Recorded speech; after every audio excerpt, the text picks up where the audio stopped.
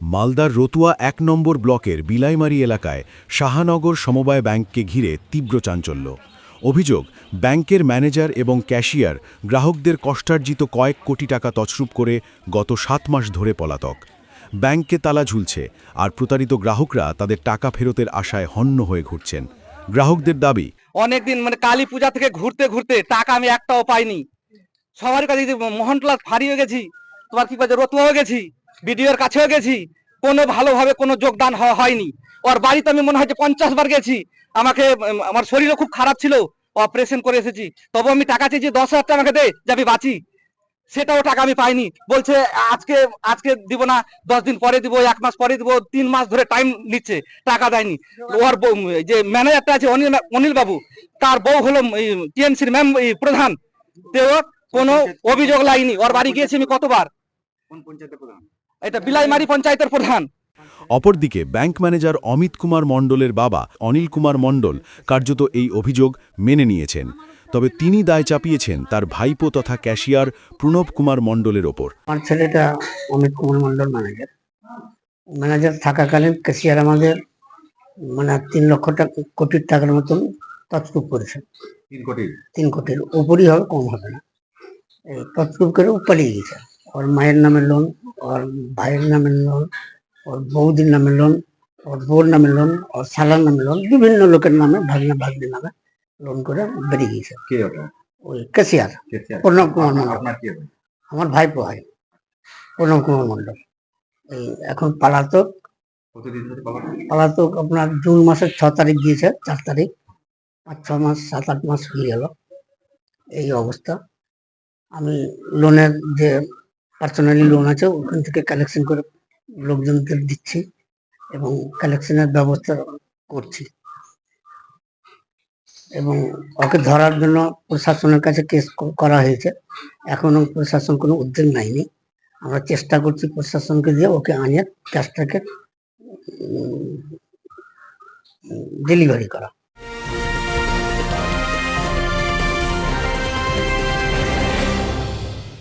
উত্তর 24 পরগনা ও তার আশপাশের এলাকার মানুষের সেবায় ক্যাথল্যাবের মতো অত্যাধুনিক সুবিধা নিয়ে পরিষেবায় ব্রতী সারদা মাল্টি স্পেশালিটি হাসপাতাল। একই ছাদের তলায় মানুষ সাধারণ চিকিৎসা থেকে শুরু করে 24 ঘন্টা ক্যাথল্যাব, এমআরআই, সিটি স্ক্যান, এনআইসিইউর মতো সুবিধা এবার থেকে পেয়ে যাবেন সারদা মাল্টি স্পেশালিটি হাসপাতালে। প্রয়োজনে যোগাযোগ করুন 033-2592-0730, 2593-0730, 2593-3562 ও 9331275635 নম্বরে। আমাদের ঠিকানা Royal Park, Kalyani expressway, Barrackpore, Kolkata 7,01,021। Sarada multi speciality হাসপাতাল, পরিষেবাই হোক আমাদের মূল লক্ষ্য। ঘটনায় শুরু হয়েছে রাজনৈতিক তরজা। বিজেপির দাবি, সেই ব্যাংকের চেয়ারম্যান রতুয়া বিধানসভার বিধায়ক তৃণমূল কংগ্রেসের নেতা সমর মুখার্জি এবং সেই ব্যাংকের ম্যানেজার বিলাইমারি গ্রাম পঞ্চায়েতের প্রধানের ছেলে অমিত কুমার মণ্ডল এবং ভাতিজা প্রণব কুমার মণ্ডল, দুজনে প্রায় 10 থেকে 15 কোটি টাকা খেটে খাওয়া গরিব মানুষের টাকা, বন্যায় কবলিত মানুষের টাকা নিয়ে পলাতক।